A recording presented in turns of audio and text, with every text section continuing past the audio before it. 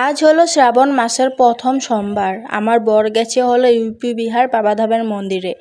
ওইদিকে বর আমার সকাল 4টা থেকেই লাইন দিয়েছে জল ঢালার জন্য, আর আমিও সেজে গুজে বের হয়ে গেছি মন্দিরের জন্য।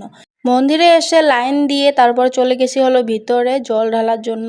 মন্দিরে এসে ভগবানকে দর্শন করে জল ঢেলে নিলাম। তারপরে রয়েছে হলো গণেশ বাবার মন্দির, শিব পার্বতীর মন্দির, এখানে রয়েছে হলো মা কালীর মন্দির। সবাইকে ভালো করে দর্শন করে নিলাম। তারপরে এদিকে আমার বর কল দিয়েছে, হলো ভিডিও কল দিয়েছে। বরের সাথে একটু কথা বললাম, বর দেখিয়ে দিল বাইরে যেগুলো দোকানপত্র রয়েছে সেগুলোকে দেখিয়ে দিল আমাকে।